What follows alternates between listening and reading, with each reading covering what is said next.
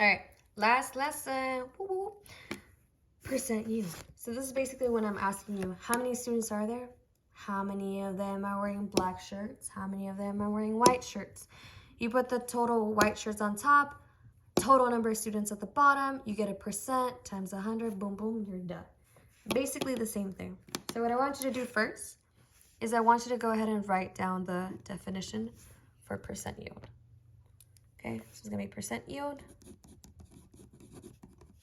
And you're gonna write down is the part of a reaction, RxN makes a reaction in case you forgot, that actually works. That's what we wanna know.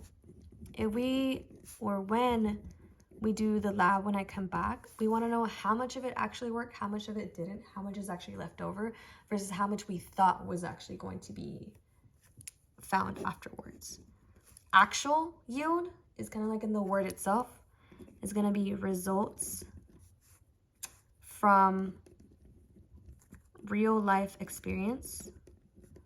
Oh, experiment, sorry. Not experience, experiment. Versus theoretical, just like the word itself, in theory. This is the 100% perfect result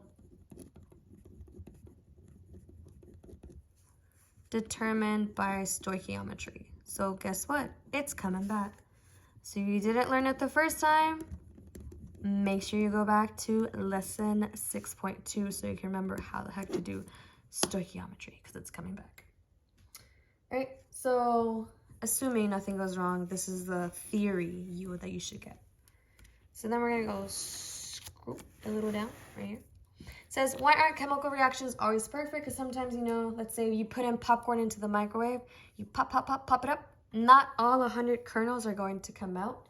And the reason is sometimes we have impure chemicals. Sometimes some chemicals are just not as pure, as organic as they should be. They come into contact with other ones.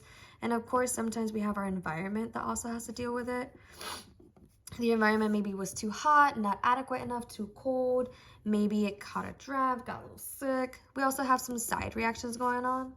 So for example, something unexpected happened, right?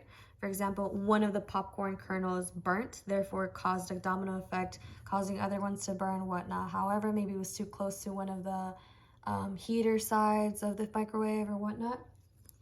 And we also have human error. So maybe one of us didn't measure correctly. Maybe we put too much on the scale. Maybe we read it wrong. Maybe as we were transferring it from the scale to our table, we just kind of like dumped some powder out, which could happen when we start doing the lab when I come back.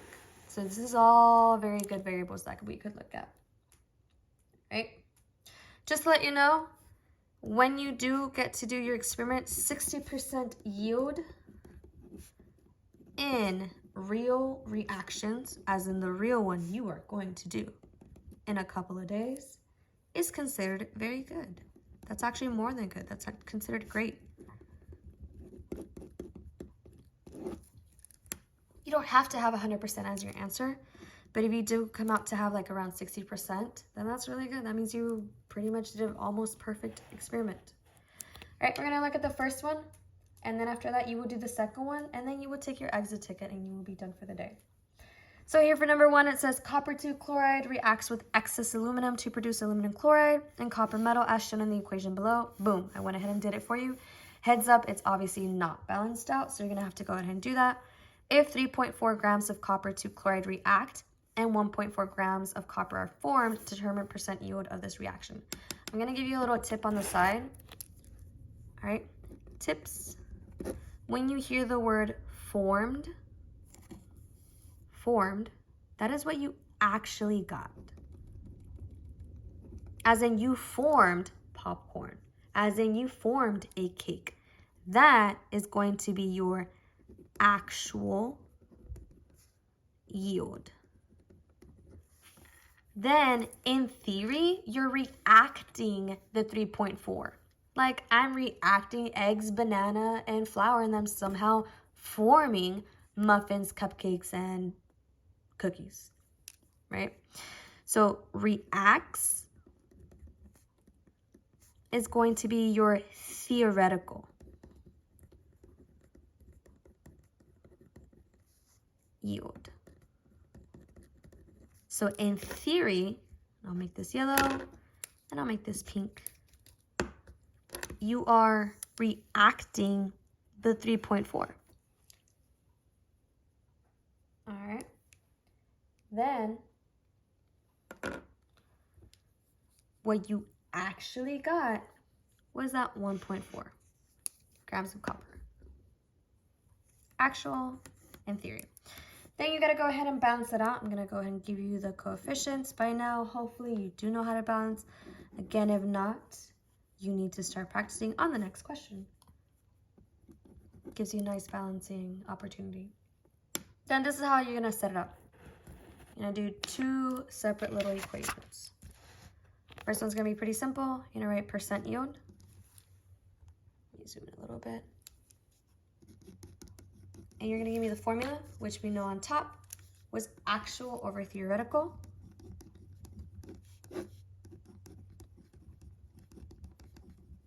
Times 100%, right? So then you're gonna write what you actually got. What you actually got was that 1.4 grams of copper. All right, at the bottom, you're gonna go ahead and write in theory what you think you got. In theory. So in theory, what you actually got, right? And then you're gonna put times 100% is gonna give you your answer. This has to be the same units as your actual. That's what you actually got. In theory, you want it to be the same units. Right now, in theory, it is not in those same units. In theory, you have grams of copper 2 chloride. You want it to actually be in grams of copper. So this has to be the same unit. So that means you gotta use stoichiometry to turn copper 2 chloride grams into grams of copper. So that's where you're gonna use your 3 little fractions. So this is like a good start off point. This is what you want to end with. That's gonna give you your actual answer. But what we need to do now is we need to turn our theoretical into our actual unit. So in theory, we have 3.4 grams of copper chloride, and we want to go ahead and turn them into these grams so we can then put it in here and then calculate everything. That's what we're trying to do. All right, here, here, here, here, and it's going to be here, here, here. In case you forgot, again, go back to the very first page. It looks something like this. It tells you moles of A, moles of B, moles of B, moles of B, star. Grams of copper chloride, grams of copper chloride. What do I have on top of that? Look, it says moles of A. So moles of copper chloride. How many? Always 1. Moles of copper chloride. Down here should be the same thing. That's why I highlighted in yellow. Moles of copper chloride on the bottom. How many? You are going to look at the coefficients for that because, again, remember, this is where I would say, what is this? To the whole class, mole ratio fraction. Okay, on top, it's going to be moles of your B. Your B is copper. You're going to put moles of your B. Again, you're going to look for that mole later on, just in case you forget, moles. And then 1 mole of B, so that means 1 mole of copper. And again, you're trying to get to grams of copper, which is why we're going to put grams of copper up here. Okay, I have a couple missing spaces around here. This you're going to find as your molar mass. You're going to find it on the p-tab. So this should come out to be 134.452. Always keep it at 3 decimal points. Then you will find the following mole ratio fraction numbers from your coefficients. Can't find my other pen, but it's okay. You look for copper, you're like, copper, 3. You look for copper chloride, you're like, copper chloride, boom, 3. 3 and 3. We're 3 for 3 today. And then grams of copper. So up here, you will find it on your p-tab, so 63.546. You do the desmos of all calculations, blah, blah, blah. You turns out you get 1.61 grams of copper. You slide on a little bit. Okay? You're like, all right, Miss Chavez, what the heck do I do with that? Then there's a big old blank for you right over here.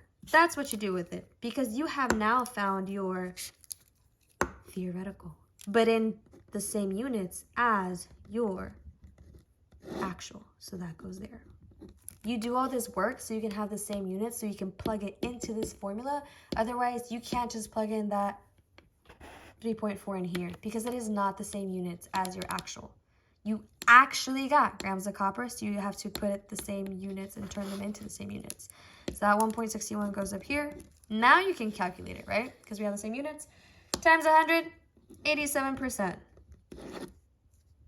That is your percent yield, 87%. And you are done. Go ahead and try number 2.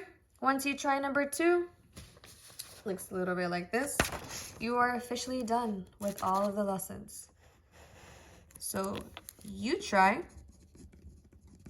number 2.